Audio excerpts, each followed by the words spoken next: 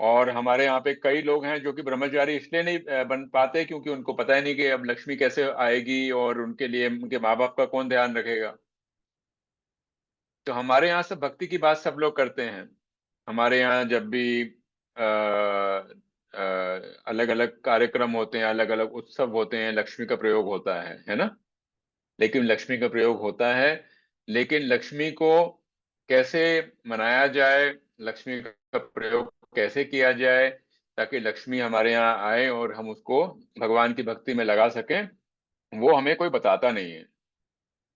तो हमारा आज का और कल का कार्यक्रम इसलिए रहेगा कि ताकि आपको लक्ष्मी की कभी भी तकलीफ ना हो और आप लोग जो भक्ति की तरफ अपना समय ज्यादा से ज्यादा लगा सकें।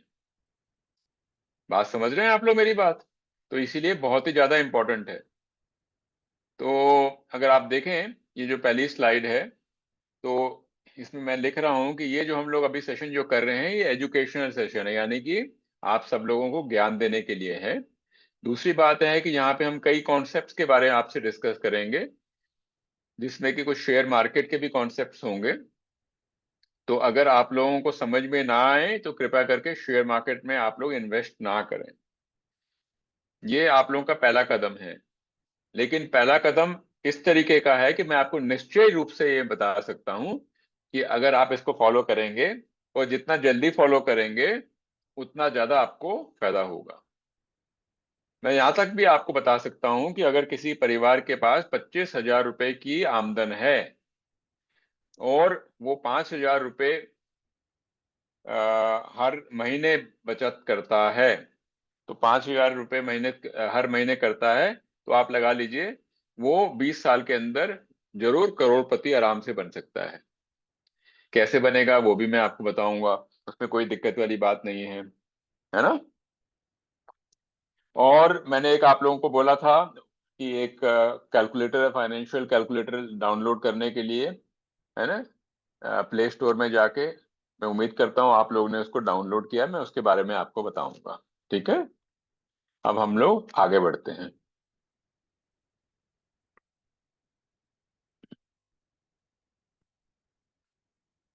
यार,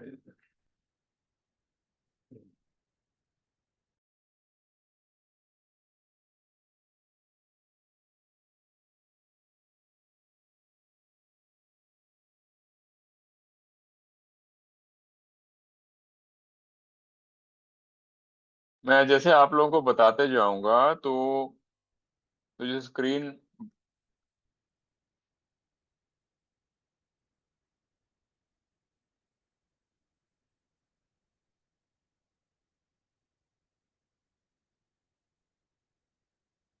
आप देखें, आपके सामने आप लक्ष्मी और नारायण को देख रहे हैं, देख रहे हैं। तो एक बात बहुत क्लियर है, लक्ष्मी जो होती हैं वो लक्ष्मी जी हमेशा नारायण के चरणों में होती हैं, है ना। हमेशा आप लक्ष्मी जी को नारायण के चरणों में ही देखते हैं ना। इसका मतलब क्या हुआ? अगर आप लक्ष्मी जी का प्रयोग नारायण के सेवा में नहीं लगाएंगे, लक्ष्मी जी को नारायण से अलग रखेंगे, तो लक्ष्मी जी आपके पास नहीं आएंगे। आप समझ रहे हैं? आप लोग मेरे से कुछ लोग पूछ सकते हैं, कई बार तो हम लोग दिवाली में लक्ष्मी जी को और गणेश जी को हम लोग एक साथ रखते हैं, वो ऐसा क्यों करते हैं? वो इसलिए करते हैं ताकि जब लक्ष्मी जी आती हैं तो हम लोग उसका जब प्रयोग करें तो ठीक करें। गणेश जी जो हैं वो उनका उनको इसीलिए स्थापित किया जाता है कि जो भी हो शुभ हो, जो भी हो शुभ हो। हिमांशी समझ में आ रहा है?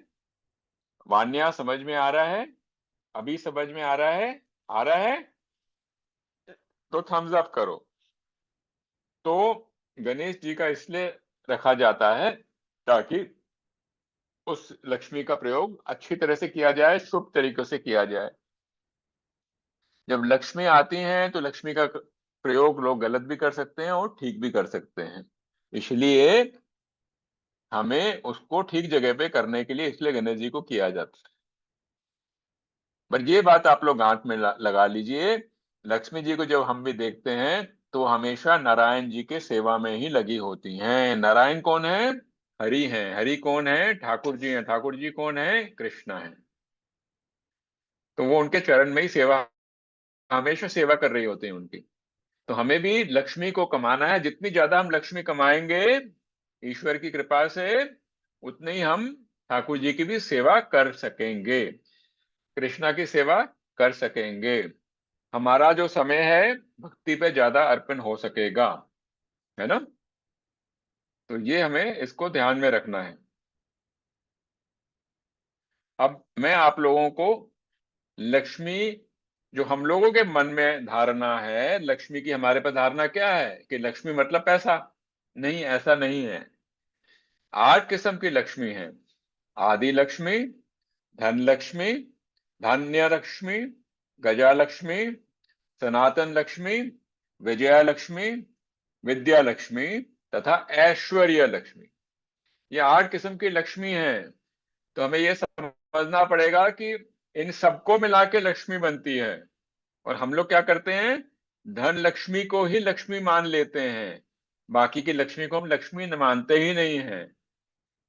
देखो, अगर आपके पास विद्या लक्ष्मी होगी तो आप पढ़े लिखे होगे, पढ़े लिखे होगे तो आपके पास धन लक्ष्मी अपने आप आएगी, है ना। इसी प्रकार से विजया लक्ष्मी होगी तो आपका मतलब, इसका मतलब क्या है, आप डिसिप्लिन होगे, यानी कोई भी कार्य करोगे तो समय से करोगे, कोई भी कार्य करोगे तो उसका एक प्रॉपर प्लानिंग यानी कि योजना के साथ करोगे। अब मैं आपको इसके बारे में थोड़ा डिटेल में बताता हूं। डिटेल में बताने का कारण यह है ताकि आपको समझ में आए। जब तक आपके पास बाकी आठों लक्ष्मियों के गुण नहीं होंगे तब तक लक्ष्मी आपके पास नहीं आएगी। लक्ष्मी यानी कि धन लक्ष्मी नहीं आएगी। तो बाकी की जो 7 लक्ष्मियों के गुण भी आपको जानने जरूरी हैं। ठीक है। तो पहली है आदि लक्ष्मी। आदि लक्ष्मी कौन है? जिसको कहते हैं कि जो महालक्ष्मी है, जो सबसे पहली जो लक्ष्मी है, जो सबसे सबसे पहली वाली है, उनको कहते हैं आदि। आदि यानी कि शुरुआत वाली। आदि लक्ष्मी जो है वो किसके साथ जुड़ी होती हैं? वो परमात्मा और आत्मा का जो जोड़ होता है उसके साथ जुड़ी होती हैं। वो किसके साथ जुड़ी होती हैं? वो जुड़ी होती हैं ताकि हम लोगों को, जो हम लोग जीवन मृत्यु के चक्र में पड़े हैं उससे हम लोग निकलें। वो किसके साथ जुड़ी होती हैं? वो इसके साथ जुड़ी होती हैं कि ताकि हमें शांति मिले, ठीक है, और हमें ज्ञान मिले। कहने का मतलब ये है, ये जो सारी चीजें हैं, प्रकाश गोरहर जो आप गोवा में बैठे हैं, आप एक जगह प्लीज बैठ जाएं गोवा में, तो गोवा हिल जाएगा। आप प्लीज बैठ जाएं एक जगह। तो ये सारे गुण जब होंगे तभी हम पहुंच पाएंगे। और इसमें यह है कि लक्ष्मी का प्रयोग जो है, जब तक ईश्वर तक पहुंचने के लिए, कृष्णा तक पहुंचने के लिए ना किया जाए तब तक वो लक्ष्मी का प्रयोग क्या है? दुरुपयोग है। और लक्ष्मी आपके साथ रुकने भी नहीं वाली। तो ये है आदि लक्ष्मी का तात्पर्य। आदि लक्ष्मी का तात्पर्य यानी कि अर्थ क्या है। अब हम आते हैं धना लक्ष्मी। धना लक्ष्मी का क्या मतलब है? धना लक्ष्मी का मतलब यह है कि अगर आपके पास धन आता है तो आपको उसका, उसकी रिस्पेक्ट करनी है, उसकी इज्जत करनी है, उसको दुरुपयोग नहीं करना, उसका वेस्ट नहीं करना। अगर आपके पास 1000 रुपए हैं, अब 1000 रुपए से आप किताबें भी खरीद सकते हैं, उस 1000 रुपए से आप साइकिल भी खरीद सकते हैं, 1000 रुपए से आप अपने कपड़े भी खरीद सकते हैं, 1000 रुपए से कुछ ऐसी चीजें भी कर सकते हैं जिससे कि आपको कुछ ज्यादा लाभ नहीं मिलेगा। आप बोलेंगे कि मैं 2-3 पिक्चरें देखना चाहता हूं और वो पिक्चर देख के खत्म। तो उसने, आपने उस लक्ष्मी का आपने सम्मान नहीं किया। तो धना लक्ष्मी का मतलब है, जब तक आप लक्ष्मी का प्रयोग ठीक तरह से नहीं करेंगे तब तक क्या होगा? लक्ष्मी आपके साथ नहीं रुकेगी। इसलिए लक्ष्मी का सम्मान करना जरूरी है और उसको ठीक जगह प्रयोग करना जरूरी है। ठीक है। तो इसका मतलब क्या है, धन लक्ष्मी जो है वो आपको अगर आप उसका प्रयोग ठीक करेंगे तो दरिद्रता को वो दूर रखती है। तो आप इसकी चिंता मत कीजिए कि इन लक्ष्मियों का नाम क्या है। आपको इस बात की ये समझना है कि जो इन लक्ष्मियों के गुण क्या हैं, क्योंकि वो गुण हम अपने अंदर कर लेंगे तो क्या होगा, धन लक्ष्मी जो है वो हमारे साथ अपने आप ही प्रसन्न हो जाएंगी। ठीक है। तो हमने धन लक्ष्मी के बारे जाना। मैंने ये स्लाइड इंग्लिश में भी करी हैं और हिंदी में भी करी हैं ताकि आप लोगों को सहायता मिले। अब हम आते हैं धनिया लक्ष्मी के बारे में। धनिया लक्ष्मी क्या है, उनकी वजह से समृद्धि आती है। समृद्धि किस में आती है, खेती में, अन्न में। अगर आप लोगों को याद होगा, प्रभुपाद जी ने कहा था हम सब लोगों को और कुछ ज्यादा नहीं चाहिए, 1 एकड़ जमीन चाहिए, उसमें हमारे पास 2 गायें चाहिए ताकि हम उसमें क्या करें, हम उसमें उपजाऊ करें। तो हमें जो खाना मिलेगा उसमें कोई रसायन या कोई दवा नहीं डली होगी। तो धन्या लक्ष्मी क्या करती हैं, वो हमें बताती हैं कि हमें स्वस्थ भोजन के ऊपर ध्यान रखना है। स्वस्थ भोजन का मतलब क्या हुआ, हमें सबसे बड़ा धन मिलेगा। वो सबसे बड़ा धन क्या है, हमारी सेहत अच्छी रहेगी। आपके बैंक में बहुत सारा पैसा है, आपका स्वास्थ्य अच्छा नहीं है तो क्या फायदा होगा। तो धान्य लक्ष्मी क्या बता रही हैं कि आप अच्छा खाओगे, अच्छी चीजें खाओगे तो आपका स्वास्थ्य बना रहेगा। स्वास्थ्य बना रहेगा तो आपके तो आपको उनकी कृपा बनी रहेगी, यानी कि आपको फल खाने हैं, अन्न खाना है, दूध पीना है, स्वस्थ रहना है। इस प्रकार से आपने देखा होगा धन्य लक्ष्मी की जो पूजा है कहाँ पे होती है, जो किसान होते हैं वो उनकी पूजा करते हैं। अब हम लोग आते हैं गजा लक्ष्मी। गजा लक्ष्मी जो है वो क्या बताती हैं, वो बताती हैं कि कि हमें एक तो जानवरों का हमें सम्मान करना चाहिए। चाहे वो हाथी हो, चाहे वो कुत्ता हो, चाहे बिल्ली हो, जो भी हो जानवर, सब प्राणी है, सब जीव हैं, उनके अंदर आत्मा है और परमात्मा भी है। हमें उन सब का सम्मान करना चाहिए। दूसरी बात वो क्या बताते हैं उनसे कि उनकी वजह से हमें हमें शक्ति को भी अपनी बढ़ाना है। शक्ति यानी कि शारीरिक भी बढ़ाना है, क्योंकि हम शारीरिक शक्ति को नहीं बढ़ाएंगे तो हमारे पास जो धन है वो धीरे धीरे खत्म हो जाएगा। कैसे, हमें डॉक्टरों के पास जाना पड़ेगा, हमारे पास बीमारियां हो जाएंगी और हमारा जो भी धन है वो इन सब चीजों में नष्ट हो जाएगा। तो गजा लक्ष्मी बताती हैं कि जैसे हाथी शक्तिशाली होता है, हमें भी अपने शरीर का ध्यान रखना है। सिर्फ धन रखने से कुछ नहीं होगा, हमारे शारीरिक क्षमता और शारीरिक बल भी हमारा एक बहुत बड़ा क्या है, धन है। सोहम जोशी, बात समझ में आई आपको? हरे कृष्णा, शाबाश। आगे बढ़ते हैं और आगे हम देखते हैं संतान लक्ष्मी। संतान लक्ष्मी का क्या मतलब है, मतलब ये है माता पिता जो हैं वो अपने संतान का ध्यान रखें, उनकी उनकी परवरिश अच्छी करें, उनको अच्छी जगह पर पढ़ाई दें। आजकल हम लोग स्कूल में जाते हैं तो वो तो पढ़ाई अच्छी होती है, लेकिन वो पूर्ण रूप से पूर्ण नहीं होती है। जैसे हम लोग आज कर रहे हैं उससे पूर्णता मिलती है।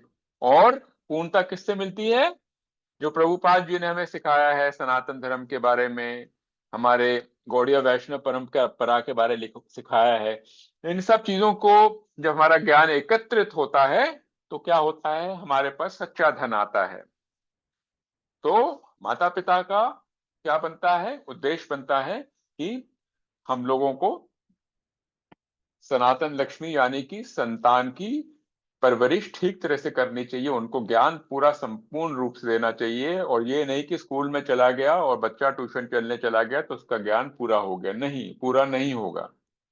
तो आप सोचें, कोई बालक है, वो बहुत पैसे बना रहा है, लेकिन उसके अंदर उसके माँ बाप ने उसका चरित्र नहीं बनाया, तो वो सारा धन क्या होगा? शून्य हो जाएगा। उसका कोई लाभ नहीं होगा, कि उसको कोई फायदा नहीं होगा। तो अभी आप लोग को समझ में आ रहा है धन्य, जो लक्ष्मी का अर्थ क्या है? लक्ष्मी का अर्थ आप लोग को पूर्ण रूप से समझ में आ रहा है। तो हमारे सनातन धर्म में ये 8 किस्म की लक्ष्मियां बना रखी हैं, ताकि हम लोग समझ सकें कि जब तक हमारे पास ये सारे के सारे 36 गुण जो हैं नहीं होंगे, 8 लक्ष्मियों के, तब तक हमारे पास धन भी नहीं रुकने वाला। और धन होगा भी तो धन का कोई लाभ नहीं होने वाला। अब आते हैं विजय लक्ष्मी। विजय लक्ष्मी यानी कि मैंने आपको पहले भी कहा था कि कोई भी कार्य करें तो उसका अच्छी तरह से नियम रूप से आप उसका प्लानिंग करें और अनुशासित रहें। बिना अनुशासन के, बिना डिसिप्लिन के और बिना आयोजन और प्रयोजन किए, यानी कि प्लानिंग किए बिना, कोई फायदा नहीं होने वाला। डिसिप्लिन से क्या होता है? आपका एनर्जी कम लगती है। प्लानिंग से क्या होता है? आप को जहां तक पहुंचना है, आप उसको ठीक समय में कम शक्ति लगाए में पहुंच सकते हैं। तो आप देखें, ये है विजय लक्ष्मी। इससे क्या होता है? आपको विजय जरूर प्राप्त होती है। डिसिप्लिन और प्लानिंग से आपको विजय जरूर प्राप्त होती है। तो ये हुआ। अब है विद्या लक्ष्मी। विद्या लक्ष्मी जो है वो क्या है? वो सरस्वती माँ का ही रूप है, जिनके हमें, इसका मतलब ये है कि जो सच्ची लक्ष्मी है वो विद्या के ही उसमें से आती है। अगर हमारे पास पूर्ण रूप से विद्या नहीं है, तो वो जो लक्ष्मी है पूरी तरह से नहीं रुकने वाली। तो हमेशा याद रखो, अपनी विद्या को हमेशा बढ़ाते रहो, बढ़ाते रहो, कभी रुको मत। ये नहीं कि मैंने 10th पास कर लिया, बात खत्म, 12th कर दिया, नहीं, ग्रेजुएशन नहीं, उसके बाद पोस्ट ग्रेजुएशन करो, उसके बाद पीएचडी करो, उसके बाद कुछ ना कुछ हर साल कोई ना कोई बड़ा कोर्स करते रहना है। करते रहोगे तो आपको नए नई चीजें मालूम पड़ेंगी, नई नई चीजें मालूम पड़ेंगी, तो आपका जो धन है, जो लक्ष्मी है, उसकी हमेशा वृद्धि होती रहेगी। जैसे आज की तारीख में आर्टिफिशियल इंटेलिजेंस आ गया है, आप लोगों को आर्टिफिशियल इंटेलिजेंस का ज्ञान होना जरूरी है। नहीं तो क्या होगा? हमारी घर में ध्यान, धन जो है वो, उसकी वृद्धि नहीं होगी। इसी प्रकार से हमें आगे बढ़ते रहना है।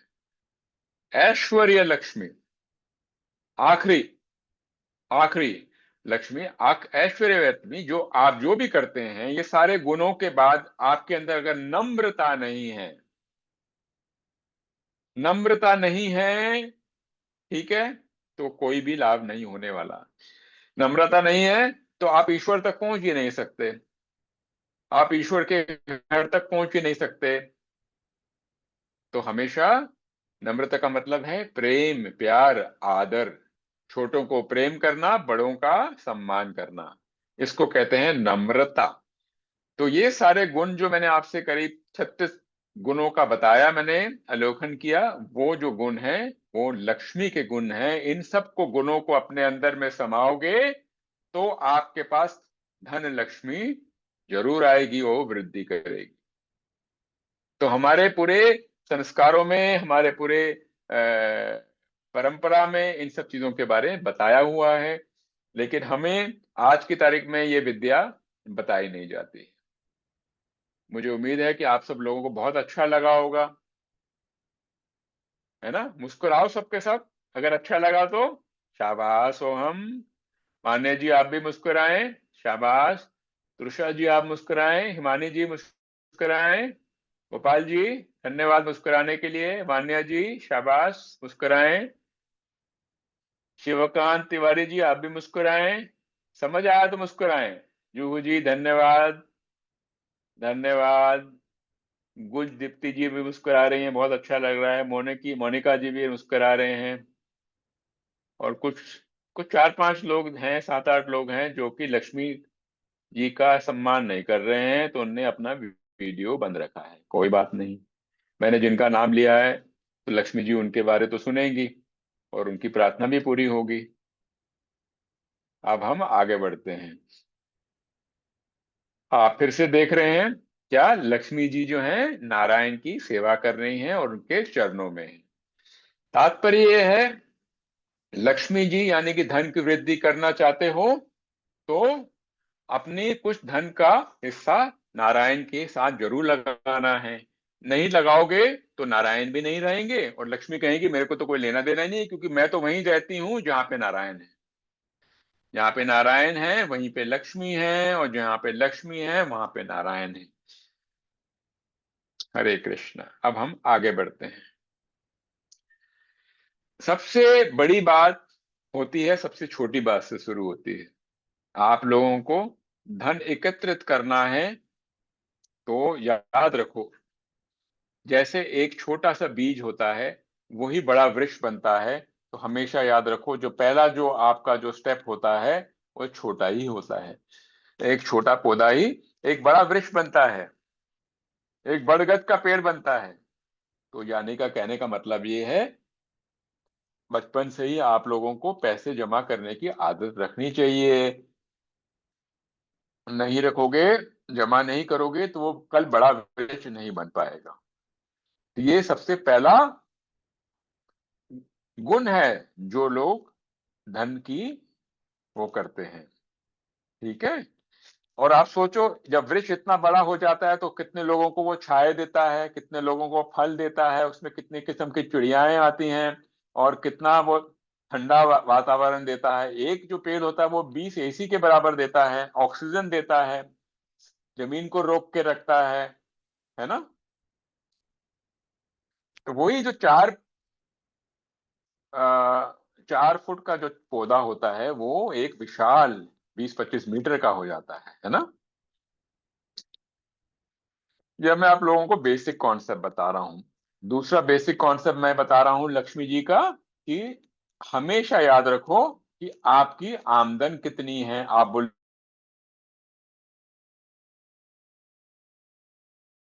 बैठो, तो आपके मम्मी पापा को देखना है कि हमारी आमदन कितनी है।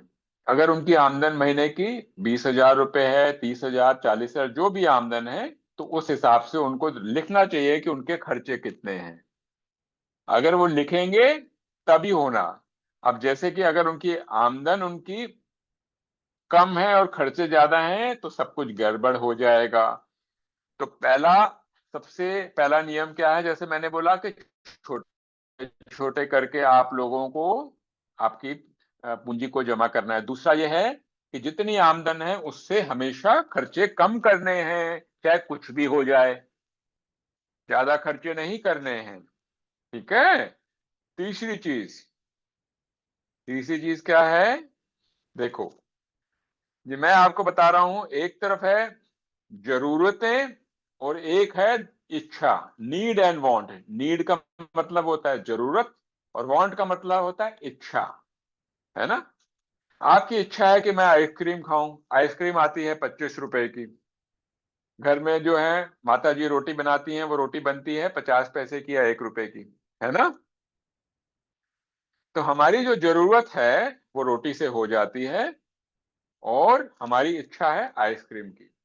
कहने का मतलब यह है कि कोशिश करो जितना हम लोग अपनी इच्छाओं को कम से कम रखें। मैं नहीं कह रहा कि आइसक्रीम मत खाओ, खाओ, लेकिन ये नहीं कि रोज खाओ, है ना। तो आइसक्रीम खाने से पेट कम भरता है, रोटी खाने से पेट ज्यादा भरता है ना। दूसरी चीज मैं आपको दिखा रहा हूं, ये आपके पास सामने घड़ी है। ये घड़ी आती है 150 रुपए की। दूसरी घड़ी है, वो महंगी घड़ी है, वो घड़ी आती है 25,000 रुपए की। 150 रुपए वाली घड़ी भी वही टाइम बताती है, और 25,000 रुपए वाली घड़ी भी वही टाइम बताती है। तो जो बड़े बड़े उद्योगपति होते हैं वो इस तरीके की 25,000, 50,000 की घड़ी नहीं लेते, वो छोटी सी सिंपल सी घड़ी लेते हैं, और बाकी का जो पैसा उनके पास बचता है वो क्या करते हैं, वो या तो बैंक में डाल देते हैं या कहीं पे जमा कर देते हैं।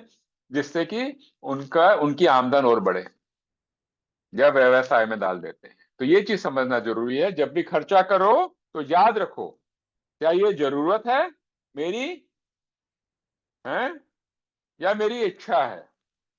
जरूरत है तो ठीक है, इच्छा है तो जरूरी मत लो।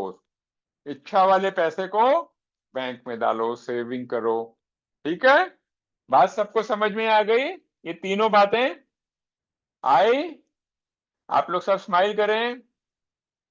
हाँ, थैंक यू, आप लोगों ने थम्स अप किया, मेरे को बड़ा अच्छा लगा। मुझे भी अच्छा लगना चाहिए ना कि आप लोग पार्टिसिपेट कर रहे हैं, है ना।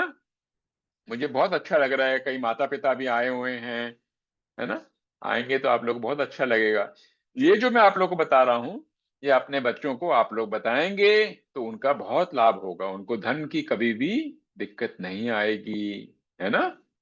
आज मैं बहुत ही सिंपल सिंपल साधारण चीजें बताऊंगा, और कल मैं आप लोगों को और भी बड़ी बड़ी चीजें बताऊंगा, जिससे कि 100 रुपए, 10 रुपए, 50 रुपए भी आपको लाखों रुपए और करोड़ रुपए तक ले जा सकता है। ठीक है, हरे कृष्णा।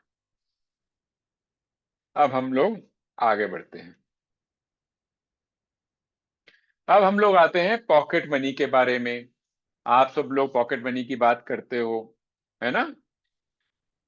अब मैं आप लोगों को बता देता हूं, पॉकेट मनी, माता पिता को पॉकेट मनी देना जरूरी नहीं है। आप लोग नाराज मत हो, लेकिन मैं आप लोगों को बता रहा हूं, मेरे को मेरे माता पिता ने कभी भी पॉकेट मनी नहीं दिया। हमारे घर में क्या होता था, हमारे घर में एक अलमारी थी, अलमारी में एक डिब्बा होता था, डिब्बे में पैसे पड़े होते थे, और मेरे मम्मी पापा कहते थे इसमें पैसे पड़े हुए हैं, जिसको जो पैसे चाहिए ले ले, और ये कॉपी पड़ी है उसमें लिख दे,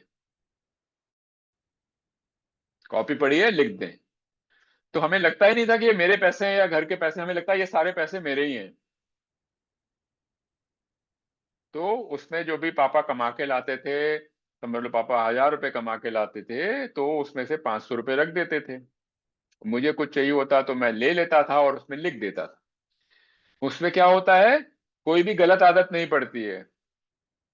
पॉकेट मनी से क्या हो सकता है, आपको लगता है ये तो मेरे पैसे हैं, मैं इससे कुछ भी करूं, और उसमें कुछ भी करूं में होता है क्योंकि आप जो छोटे हैं, आप लोगों को कई बार चीजें मालूम नहीं होता कि वो अच्छी चीजें हैं गलत चीजें हैं, और हो सकता है आप गलत कर दो, है ना। अब आपके साथ कोई आपका फ्रेंड है, मित्र है स्कूल में, वो कह रहा है कि मैं ये कर रहा हूँ, लेकिन वो काम करना गलत है, और आप कहते नहीं मेरे पास तो पॉकेट मनी है, मैं इसका प्रयोग कर सकता हूं, मेरी जो मर्जी। नहीं, उससे फिर क्या होता है, गलत हो जाता है। तो मेरा सजेशन ये है माता पिताओं को, अगर आप पॉकेट मनी देते भी हैं बच्चों को, तो बच्चे को पॉकेट मनी का हिसाब लिखना जरूरी है, एक एक चीज का। चाहे उसने एक टॉफी ली, चाहे चॉकलेट ली, चाहे कॉपी ली, चाहे बुक ली, चाहे कुछ भी लिया, उसका एक एक पैसे का लिखना जरूरी है। उसमें क्या होता है, फिर कोई भी गलत आदत नहीं पड़ती है, क्योंकि बच्चों को तो पता नहीं होता कि ये गलत ठीक प्रयोग हो रहा है या नहीं हो रहा है। अब मैं आप लोगों को बता चुका हूं कि मेरे पास तो, मेरे को माता पिता ने कभी पॉकेट मनी दी नहीं, लेकिन सारा घर का पैसा पड़ा होता है, आपकी जो मर्जी है आप लो जैसे लो। लेकिन अगर आपको समझ लो पॉकेट मनी मिलती है, तो एक चीज ध्यान रखने वाली है, हमेशा उसको लक्ष्मी माता का आशीर्वाद मानो। नंबर 2, कोशिश करो जितना हो सके उसका प्रयोग क्या करो, ईश्वर के ऊपर लगाओ, भगवान के, कृष्ण भगवान के, ठाकुर जी के उसमें लगाओ, है ना।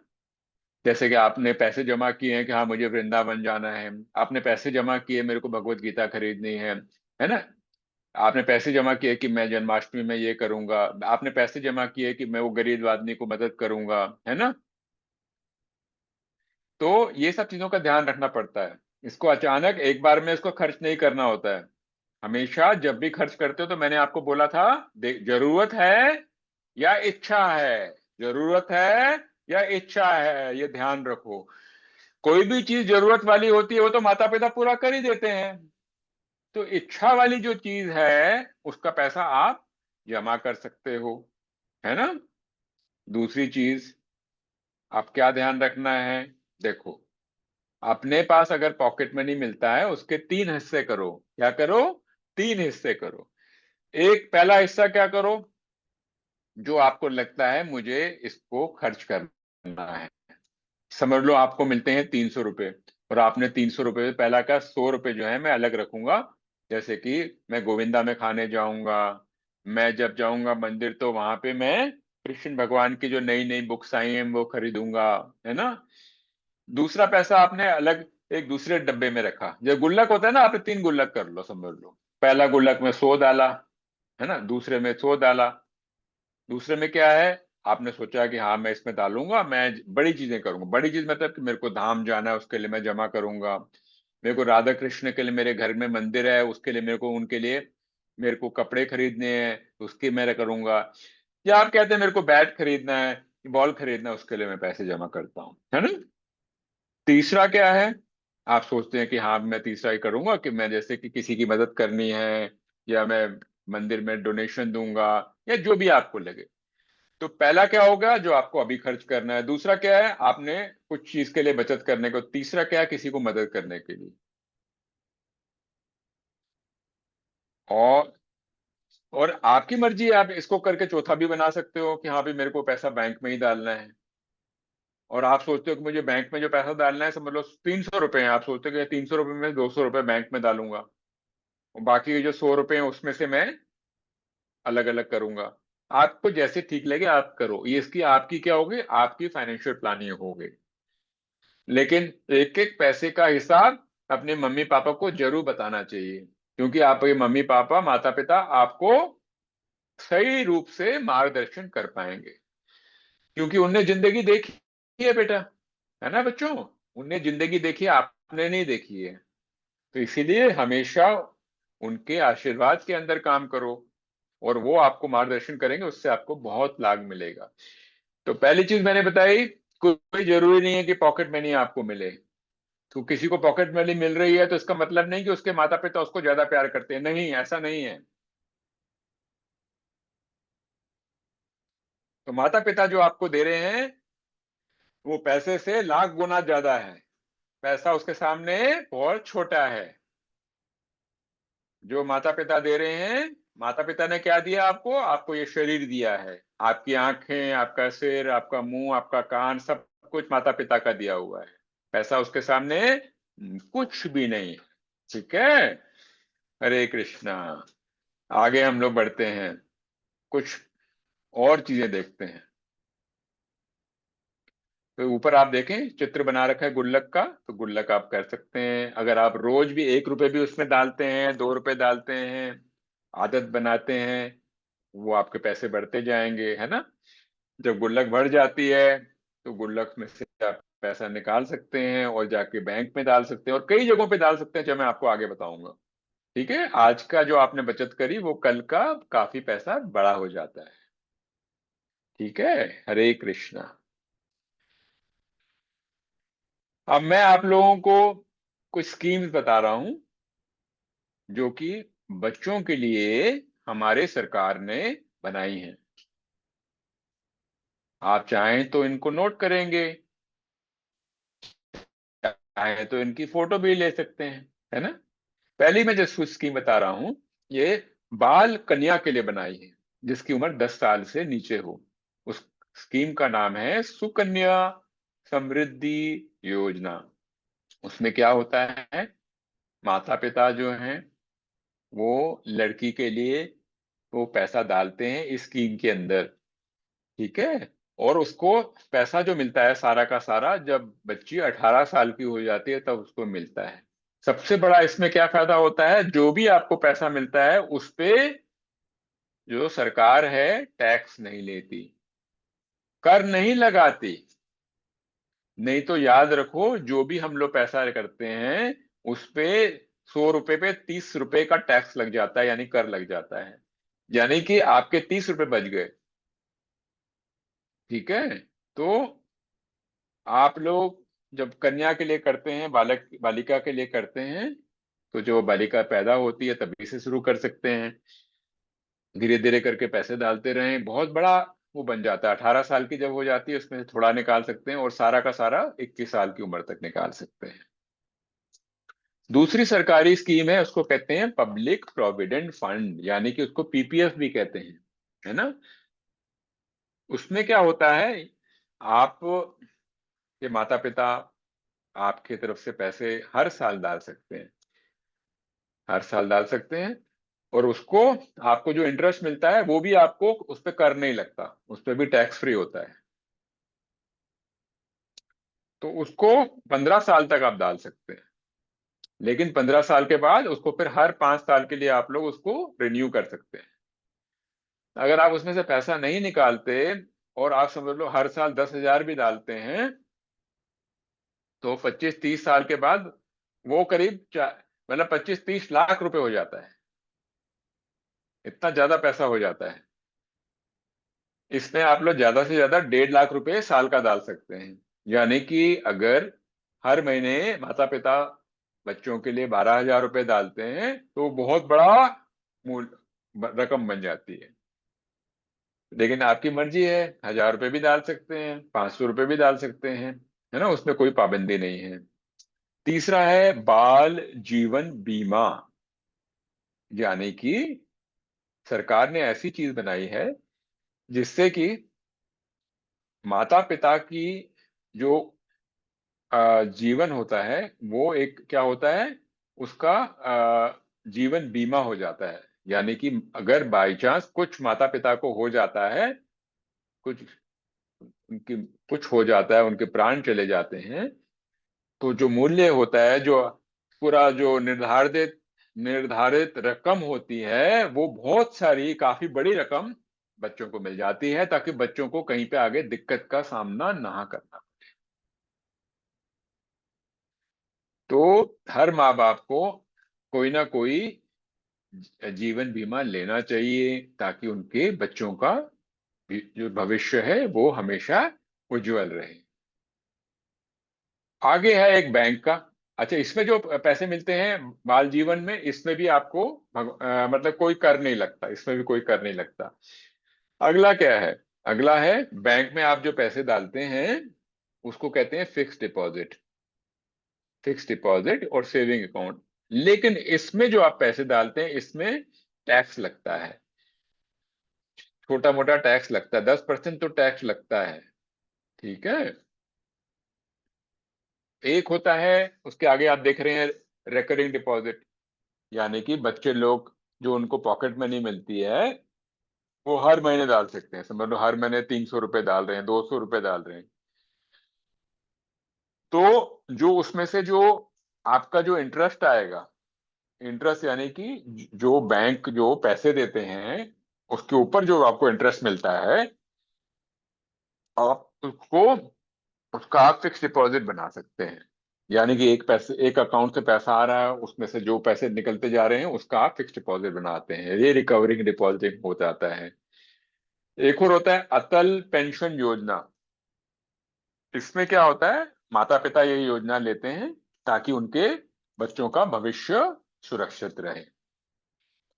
और मैं आपको बता रहा हूं आखिरी वाला जो है, उसमें पोस्ट ऑफिस, यानी कि पोस्ट ऑफिस में आप जाएं जब बच्चे 10 साल से छोटे होते हैं, तो माता पिता उनके लिए पैसा खोल डाल सकते हैं और उनका पैसा बढ़ते जाएगा। और उससे पहले वाला आप देख रहे हैं म्यूचुअल फंड लिखा हुआ है, mutual fund systematic investment plan, SIP।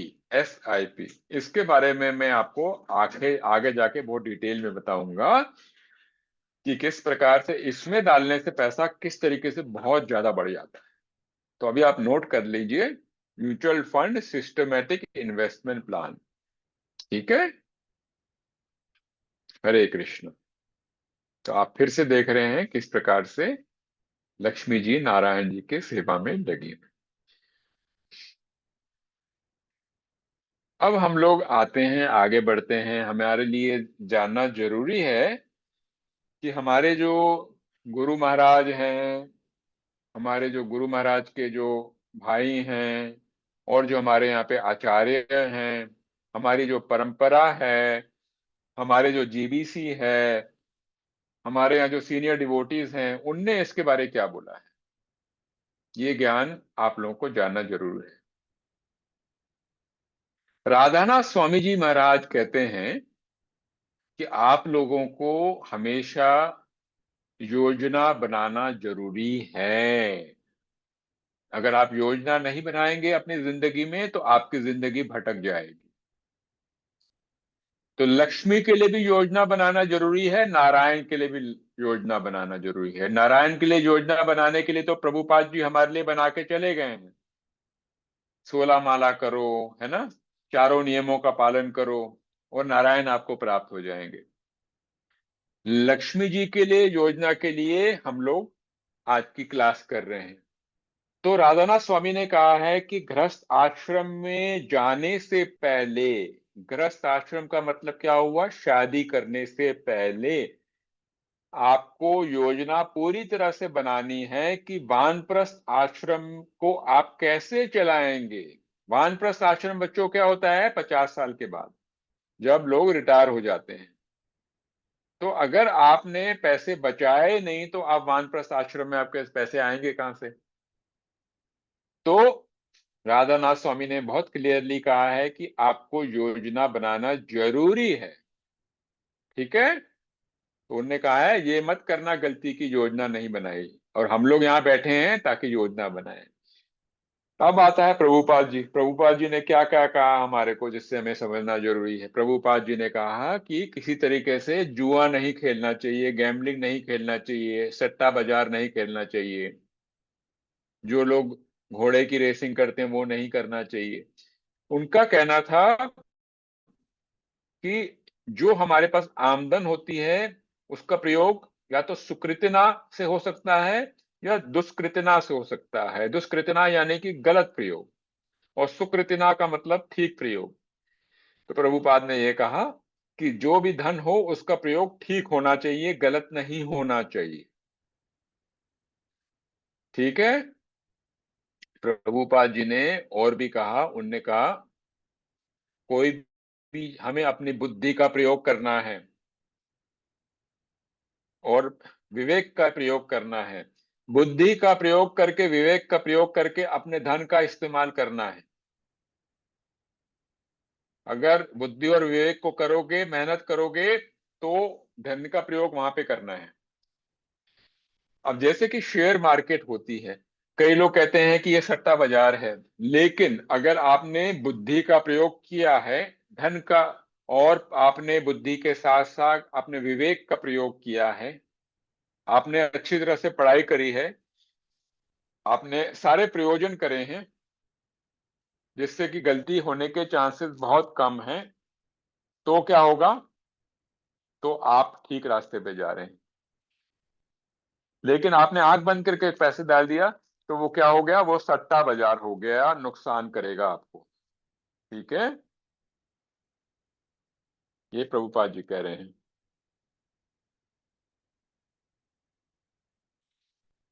तो जैसे इसमें लिखा है, हर एक चीज में बुद्धि का प्रयोग करना जरूरी है, नहीं तो आप मूर्ख बन जाओगे, आपका बेवकूफ बना दिया जाएगा, प्रभुपाद जी कह रहे हैं। अब देखें और लोग क्या कह रहे हैं। जैसे जीबीसी काउंसिल के मेंबर रह चुके हैं शिवरमन स्वामी महाराज जी,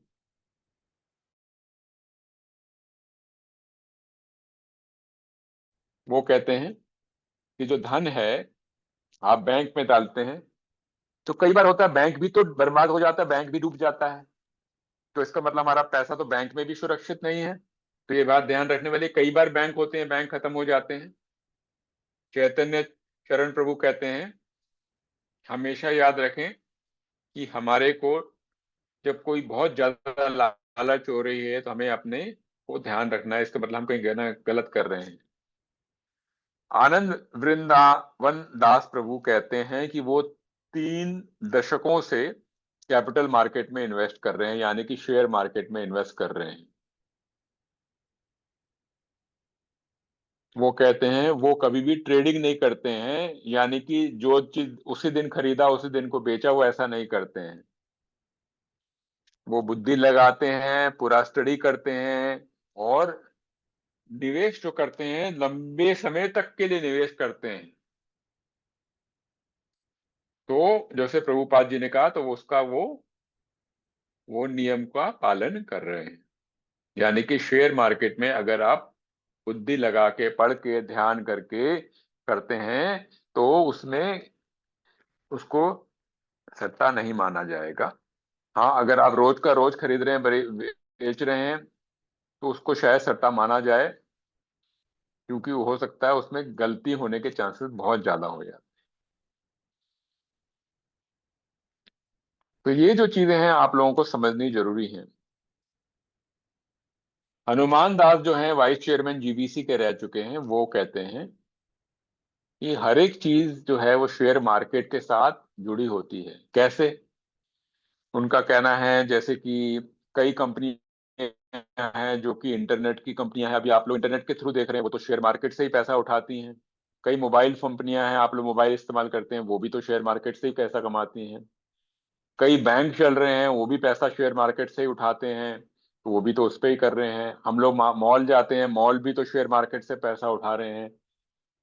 कहने का तात्पर्य ये है कि 90% से ज्यादा जो हम लोग जो दिन प्रतिदिन हम लोग इस्तेमाल कर रहे हैं वो कहीं ना कहीं शेयर मार्केट से जुड़े हैं, ये हनुमान दास बताने की कोशिश कर रहे हैं।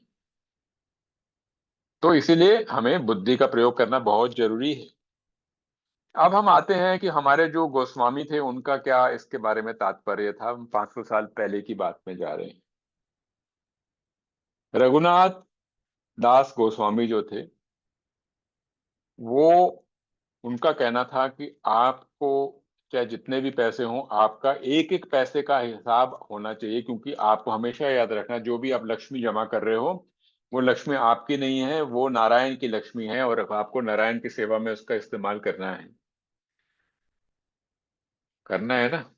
तो उनका कहना था कि आपको एक एक पैसे के लिए आप जिम्मेवार हो, आप उसको गलत नहीं इस्तेमाल कर सकते, आप उसका गलत प्रयोग नहीं कर सकते, आपका उस पर हक ही नहीं है। उसी प्रकार से प्रभुपाद जी भी कहते थे, आपको पैसे का प्रयोग ठीक तरह से करना पड़ेगा, क्योंकि वो पैसा आपका नहीं है, वो नारायण का है, वो हरि का है, कृष्ण का है। तो वही चीज रघुनाथ दास गोस्वामी बता रहे हैं। रूप गोस्वामी जब वो सबको छोड़ के आए थे, वो बहुत ही अमीर थे। उन्हें क्या किया था, उनका जितना पैसा था 50% पैसा उनने क्या किया था, उनने ब्राह्मणों और वैष्णव को दे दिया था। 25% उनने क्या किया था, अपने पास रख लिया था, ताकि उनको जो भी उनकी जरूरतें पूरी हो सके। और ने 25% क्या किया था, उनके जो सगे संबंधी थे, उनका जो परिवार था, उनको दिया था।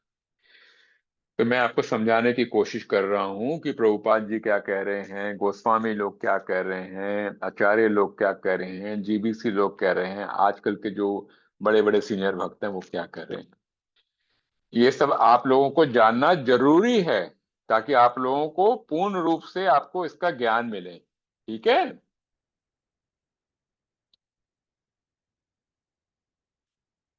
तो प्रभुपाद जी ने कहा था कि लक्ष्मी जो है वो बहुत ही चंचल है। क्या है? बहुत ही चंचल है। उसका प्रयोग हमें हमेशा भक्ति की तरफ करना चाहिए, नहीं करेंगे तो वो लक्ष्मी हमें छोड़ के चले जाएंगी।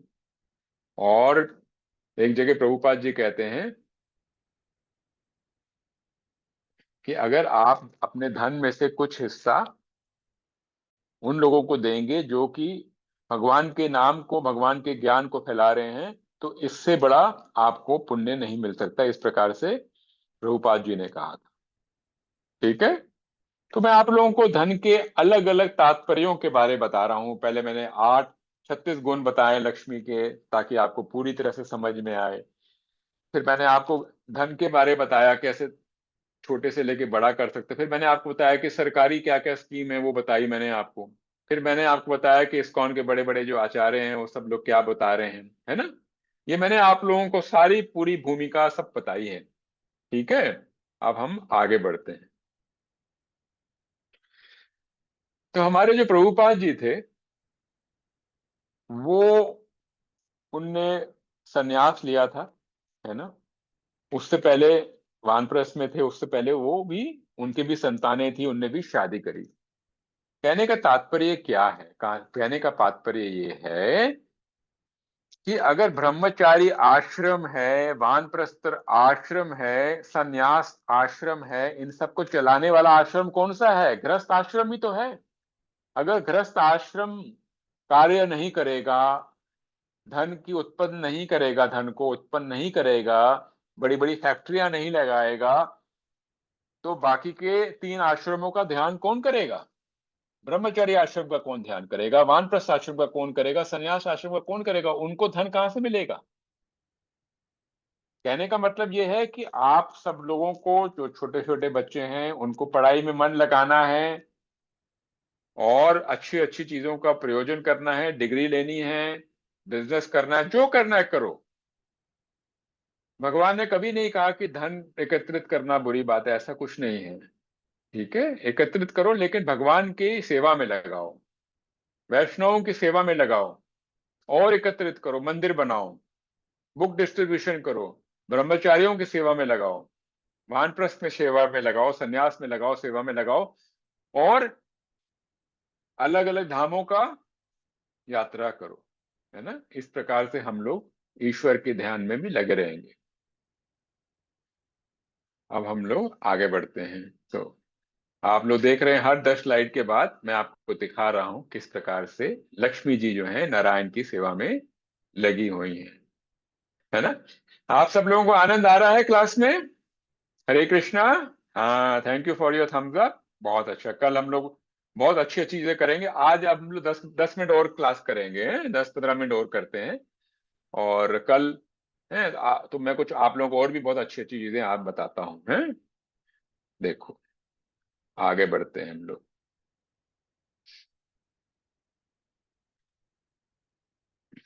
मैं आप लोगों को कुछ चीजें बताने वाला हूँ, ये इतनी इंपॉर्टेंट चीजें हैं कि आप लोग फोटो लेना चाहें तो ले लें, पेन से लिखना चाहें तो लिख लें, बहुत इंपॉर्टेंट है। अब से जो क्लास बढ़ने वाली है, एक एक चीज बहुत ज्यादा इंपॉर्टेंट होने वाली है। पहली वाली तो इंपॉर्टेंट थी ही, लेकिन वो मैं कह रहा हूँ वो क्या थी, सॉफ्ट था, सॉफ्ट, अरे नरम। अब आने वाला हार्ड है, सख्त, है ना। तो मैं आप लोगों को एक कॉन्सेप्ट बताऊंगा। पहला उसका कॉन्सेप्ट का मतलब है time value of money. Time value यानी कि जो पैसा है वो समय के साथ बदलता है। आज जो 100 रुपए है, वो 10 साल के बाद वो 10 रुपए के बराबर रह जाएगा। आज का जो 100 रुपए है, 10 साल पहले वो 1000 रुपए के बराबर था। ये बात बच्चों समझ लो। जाने की मतलब क्या हुआ बच्चों, बताता हूं। मतलब ये है बच्चा, कि आज अगर मैं मार्केट में जाके ब्रेड खरीदता हूं, तो मेरे को ब्रेड पड़ती है 50 रुपए की, 60 रुपए की। जब मैं आपकी उम्र में था, तब ब्रेड आती थी 1 रुपए की। 1 रुपए की ब्रेड आती थी, इतनी बड़ी मॉडर्न ब्रेड। आज वो ब्रेड आती है 70 रुपए की, आती है 50 रुपए की आती है। यानी ब्रेड तो वहीं की वहीं रही, जो पैसे की जो कीमत है वो खरीदने की कीमत कम हो गई। जब मैं छोटा था तो 2 रुपए किलो आटा आता था, आज आता है 50 रुपए, 60 रुपए आता है।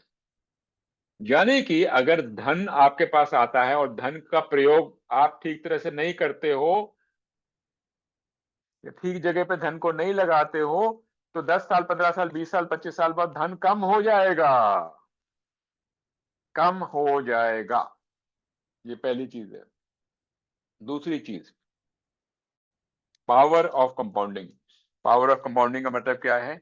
आप धन को कहीं पे रखते हो, अगर उससे आपको ब्याज मिल रहा है, तो क्या होता है, वो धन जो है वो बहुत ज्यादा बढ़ने लगता है। यानी आज आपके पास 10 रुपए है, आपको एक साल में वो 1 रुपए और मिल रहा है, तो कल 11 हो गए। दूसरे साल में वो 11+1 नहीं होगा, 11+11 क्या कहते हैं, 12.4 हो जाएगा। इस प्रकार से वो जो पैसा है, 10 साल में 10 का 20 नहीं होगा, वो 10 साल में 10 का हो सकता है 30-35, जो भी होगा मैं आपको दिखाऊंगा, वो बढ़ जाएगा। इस प्रकार से इसको कहते हैं पावर ऑफ कंपाउंडिंग। आइंस्टाइन ने कहा था, the eighth wonder of the world is power of compounding. और पावर ऑफ कंपाउंडिंग अगर आप समझ गए, तो आपके पास लक्ष्मी हमेशा ज्यादा रहेगी। अगर पावर ऑफ कंपाउंडिंग नहीं समझे, तो लक्ष्मी हमेशा आपके पास कम रहेगी, याद रखना। और पावर ऑफ कंपाउंडिंग के बारे में आपको बताऊंगा। ठीक है। तीसरी चीज क्या है? Concept of inflation. इन्फ्लेशन यानी कि क्या मतलब हुआ? इन्फ्लेशन का मतलब महंगाई, जो मैं आपको बता रहा था, है ना? महंगाई। महंगाई से क्या होता है? पैसे की कीमत क्या होती है? कम हो जाती है ना? तो टाइम वैल्यू ऑफ मनी और कॉन्सेप्ट ऑफ इन्फ्लेशन दोनों बहुत इंपॉर्टेंट है। चौथी चीज क्या है? Concept of GDP and market capitalisation. इसका मतलब क्या हुआ? जीडीपी का मतलब होता है जो आपका पूरा देश है वो हर साल कितनी उत्पादन कर रहा है। हमारा देश हर साल जो उत्पादन करता है, उत्पादन यानी कि क्या हुआ? फैक्ट्रियों में चीज बन रही है, खेत में जो बन रही है, जो जानवरों से दूध हो रहा है, होटल चल रहे हैं, ट्रेन चल रही है, स्कूल चल रहे हैं, बसेस चल रही हैं, ये जो सब कुछ को जोड़ दिया जाए तो 4 ट्रिलियन डॉलर हो रहा है। 4 ट्रिलियन डॉलर। आज से 10 साल पहले तक अप्रोक्सीमेटली ये 1.5 ट्रिलियन था, अब हो गया 4। ये समझना जरूरी है। और हमारी जो पूरी मार्केट है ना, मार्केट कौन सी मार्केट? Share market. तो शेयर मार्केट में जो कंपनियां जो हैं उनकी जो टोटल वैल्यू है, वैल्यू वैल्यू मतलब उन कंपनियों की जो कीमत है वो भी तकरीबन 4 ट्रिलियन के बराबर है। यानी कि उन कंपनियों की जो कीमत है, हमारे जो देश में जो कंपनियां जो स्टॉक मार्केट में जो लिस्टेड हैं, जो कि 8,000 कंपनियां हैं, उनकी जो वैल्यू है हमारे देश में जितनी उत्पादन हो रही है पूरे साल में उसके बराबर है। आपको थोड़ा भारी लग रहा होगा बच्चों, मैं इसको बहुत डिटेल में आपको आगे बताने वाला हूं, आप एकदम चिंता मत करो ये वाला पॉइंट नहीं समझ में आया तो। लेकिन मैं आप लोगों को ये बहुत अच्छी तरह से फिर से समझाऊंगा, 2-3 स्लाइड में डायग्राम के साथ समझाने वाला हूं। जिनको ये बात समझ में आ गई, राइट, उनको बहुत अच्छी तरह से बहुत सारी चीजें समझ में आ जाएंगी। ठीक है, तो मोटी मोटी चीज मैं आपको ये बता रहा हूँ। जीडीपी यानी कि ग्रॉस डोमेस्टिक प्रोडक्ट का मतलब है कि हमारे देश की पूरी आमदन क्या है। हमारे देश में सब लोगों की आमदन मिला ली जाए, जितनी भी फैक्ट्रियां हैं सब कुछ मिला लिया जाए तो उसकी टोटल कितनी है। और मार्केट कैपिटलाइजेशन का मतलब क्या हुआ? कि हमारे देश में जो कंपनियां हैं जो स्टॉक मार्केट में लिस्टेड हैं, लिस्टेड का मतलब है जो कि स्टॉक मार्केट में जिनका कारोबार हो रहा है, उनकी आज की तारीख में कितनी कीमत है। मोटा मोटी मैं बता रहा हूं, दोनों की कीमत आज की तारीख में 4 ट्रिलियन डॉलर के बराबर है। आखिरी पॉइंट मैं आपको इसमें बता रहा हूं, अगर आप अच्छी तरह से योजना बनाते हैं धन के बारे में तो उसमें आपको बहुत फायदा होगा, उससे आपको भक्ति में भी फायदा होगा। और राइट साइड को मैं आपको क्या बता रहा हूं कि अपने खर्चों का प्लान अच्छी तरह से करें। कोई भी खर्चा बिना प्लान के मत करें। आगे मैं आपको डिटेल में बताऊंगा कैसे करना है, तो बिना बातें मस्ती में मत कीजिए। उसी तरीके से मैं आपको कह रहा हूं कि अब आप लोग को ध्यान देना है, अपनी भक्ति को भी प्लान करें। भक्ति को प्लान कैसे करें? कि हाँ भी 50 साल के बाद मेरे को वानप्रस्थ आश्रम लेना है या 55 के बाद लेना है, जो भी लेना है। हमारे शास्त्रों में बोला है कि 50 साल के बाद लेना है। अब उसके लिए क्या करना है? प्लान करिए। हाँ भाई इस साल मेरे को मायापुर जाना है, उसका प्लान कीजिए। इस साल मेरे को वृंदावन जाना है, इसका प्लान कीजिए। पंढरपुर जाना है, प्लान कीजिए। उसका प्लानिंग होनी चाहिए भी, इसका मेरे को खर्चा इतना आएगा। ठीक है, तो अगर आपके प्लान बड़े हैं तो आपको आमदन बढ़ानी पड़ेगी। आमदन बढ़ानी पड़ेगी तो उसके लिए मेहनत भी करनी पड़ेगी, है ना? और तीसरा पॉइंट क्या लिख रहे हैं कि जितनी जल्दी आप लोग पैसा बचाना शुरू करोगे उतना ज्यादा आपका पैसा बढ़ेगा, नहीं तो नहीं बढ़ेगा। और हमेशा याद रखना, आप सबका जो भी हम डिस्कस कर रहे हैं भैया, इसमें कभी मत भूलना कृष्णा ही हमारे मूल हैं, बेस कृष्णा ही है, प्लेटफॉर्म कृष्णा ही है। अगर इन सब के चक्कर में कृष्णा को भूल गए तो क्या होगा? सब कुछ बहुत बड़ा सा अंडा हो जाएगा, अंडा, कुछ नहीं मिलेगा। तो हर एक चीज को जो भी करो तो कृष्णा से जोड़ के करो, राधा रानी से जोड़ के करो। हर एक चीज को राधा रानी और कृष्णा के साथ जोड़ के करना है। जोड़ के नहीं करोगे तो आखिर में क्या होगा? बड़ा सा अंडा। क्यों? कि जो भी धन होगा वो तो छोड़ के ही आना है ना? ये याद रखना। तो अच्छी तरह से प्लानिंग करो। हमारा आखिरी में ऑब्जेक्टिव क्या है? आखिर में हमें राधा रानी और कृष्णा से मिलना है। अभी जो 8:13 हुए हैं, 3-4 मिनट और करते हैं। देखो मैं आपको दिखा रहा हूँ, ये ऊपर वाला ग्राफ दिखा रहे हैं। 1980 में जो 100 रुपए था, आज की तारीख में वो 10 रुपए हो गया है ना? तो 1921 में जो 1 लाख रुपए था, है 2050 में, 2021 में जो 1 लाख था वो 11,000 रुपये हो जाएगा। समझे? और एक और चीज मैं आपको बता रहा हूं जो कि इस तरफ लिखी हुई है। अगर आप देखें, कलयुग में जो पैसा है उसके बारे में लिखा हुआ है। हमें हमेशा ध्यान रखना है, कलयुग में हमारा जो पैसा है वो क्या है? नोट है ना, करेंसी है। पहले जमाने में क्या होता था? सोना होता था। अगर बाई चांस गवर्नमेंट गई तो पैसा भी गया।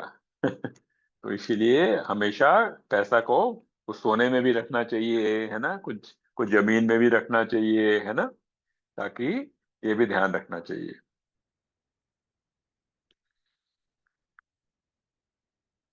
तो मैं आपको कुछ संक्षेप में चीजें बता रहा हूँ। सिंपल लिविंग, हाई थिंकिंग, यानी कि साधारण सोचें, ठीक है, और बड़ा सोचें। जितनी जल्दी हो सके बचत करें। और ये मत सोचिए कि हाँ भाई मेरे जो पड़ोसी है उसके पास बड़ी गाड़ी है तो मेरे पास भी बड़ी गाड़ी होनी चाहिए, ऐसा नहीं सोचें। हमारे लिए गाड़ी से बड़े कौन है? कृष्ण है। जो गाड़ी वाला है उसको कृष्ण नहीं दिखाई देता है, हमें तो कृष्ण दिखाई देता है। गाड़ी तो 5 साल 10 साल बाद खराब हो जाएगी, कृष्णा तो हमेशा रहेंगे, है ना? तो सीरियसली प्लानिंग आप कीजिए। अब हम लोग आगे बढ़ते हैं। अब ये जो है, मैं मार्केट कैपिटलाइजेशन के बारे आपसे बात कर रहा था और जीडीपी के बारे बात कर रहा था। इसके बारे में हम लोग कल डिस्कस करेंगे, ठीक है?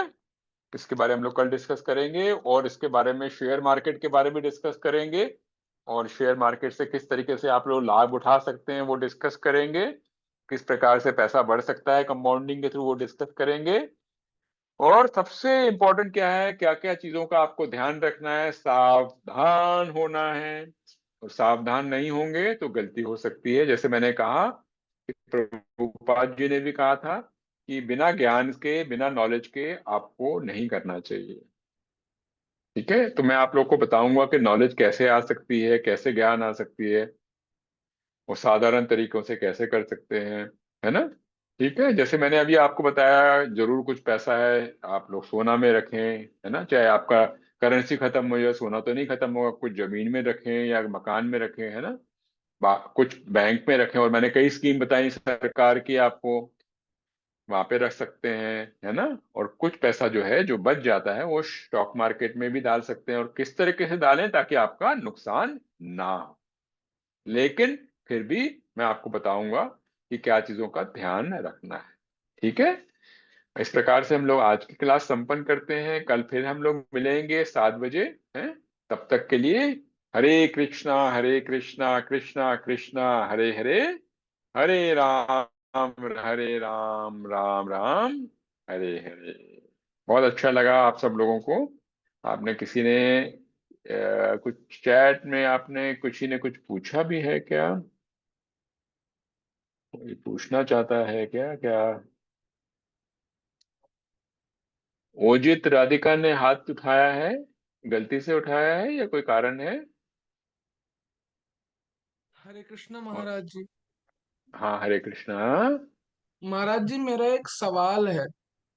हाँ हाँ, मैं महाराज नहीं अ, हूँ। मैं एक साधारण भक्त हूँ, आप ही की तरह आपके चरणों की धूल अपने माथे पे लगाता हूँ। मैं महाराज जी तो हमारे लोकनाथ महाराज स्वामी हैं और बहुत सारे महाराज हैं, उन सबकी हमें सेवा करनी है। बताएं। तो प्रभु जी, मेरा एक सवाल है। जब जैसे हमने जाना कि जो लक्ष्मी मैया है उनका स्वभाव चंचल है, तो हाँ, अगर हम अगर दान करते हैं मंदिरों में, सेवा में दान करते हैं कुछ कुछ धन का जो पोर्शन है, तो क्या उससे लक्ष्मी मैया मस्त स्थिर हो जाती हैं? देखिए ऐसा है, पहली बात तो ये है कि जब भी हम कभी दान करते हैं, हमें इस तरीके से दान कभी भी नहीं करना चाहिए कि हमें क्या लाभ होगा। ऐसा कभी नहीं सोचना चाहिए। ठीक है। आपने दान किया और भूल जाना चाहिए कि आपने दान किया। वो कहते हैं ना कि दान जब भी करते हैं तो ऐसा करना चाहिए कि आप अगर अपने उल्टे हाथ से दान कर रहे हैं या सीधे हाथ से दान कर रहे हैं तो उल्टे हाथ को नहीं मालूम पड़ना चाहिए। और कभी भी अपने दिमाग में मत रखें कि आपने दान किया है, बस करा और भूल गए, बस भगवान के उस सेवा में लगा दिया। ठीक है। इस प्रकार से आप जी चीजें करेंगे तो भगवान बहुत प्रसन्न होंगे। भगवान बहुत प्रसन्न होंगे और हमेशा आपकी मदद करेंगे। लेकिन जहां आपने सोच लिया कि भाई मैंने दान किया है ना, मैंने ये किया, मैंने वो किया, ऐसा किया, जहां मैं आ गया तो राधा रानी और कृष्ण कहते हैं हम तो साइड हो जाते हैं, आप ही आप हैं। तो अभी कभी मैं को नहीं लेके आना, वो तो उन्हीं की लक्ष्मी है, उन्हीं के उसमें लगा रहे हैं। ठीक है प्रभु जी। जी जी, बस इसी से थोड़ा सा एक और, बस इसी का थोड़ा सा और मुझे हाँ पूछना था एक। हाँ, पूछिए ना। अगर अगर सरकार है जो वो अपने धन धन में से थोड़ा सा, बस थोड़ा सा ही अगर हर साल मंदिरों में दे, तो उससे मतलब कि जो सरकार को जैसे कभी धन की कमी हो जाती है, तो क्या तब मतलब कि लक्ष्मी मैया स्थिर हो जाएंगी सरकार के लिए, अगर सरकार दान करे थोड़ा थोड़ा पैसा? बहुत अच्छी चीज बताई है आपने, मैं आपको इसको विस्तार से बताता हूँ। देखिए ऐसा है, जैसे अयोध्या में मंदिर बना है, जी राम लल्ला जी का मंदिर बना ना। जी तो वो जो बना है उसमें काफी सारा जो लक्ष्मी है वो सरकार ने दी है। ठीक है। जी उसी प्रकार से आप देखें जो काशी में जो कॉरिडोर बना है, सरकार ने बहुत धन ने लगाया है उसमें, और उसमें काफी सारी जो जमीन है जो कि लोगों के पास थी वो ले ली है, उनको मुआवजा दिया है, राइट। जी तो वो जो कार्य किया सरकार ने भी किया है, वो मंदिर के लिए किया है ना। जी तो वो जो धन सरकार कर रही है, जो लगा रही है ना, वो प्रभु के लिए लगा रही है। इसी प्रकार से आप देखें, अभी योगी सरकार ने 35,000 करोड़ों का बजट डिक्लेयर किया है वृंदावन के लिए। जी तो इस प्रकार से सरकार अलग अलग जगहों पे इस तरीके से कार्य करती रहती जी है। जी प्रभु। और किसी को कुछ पूछना है?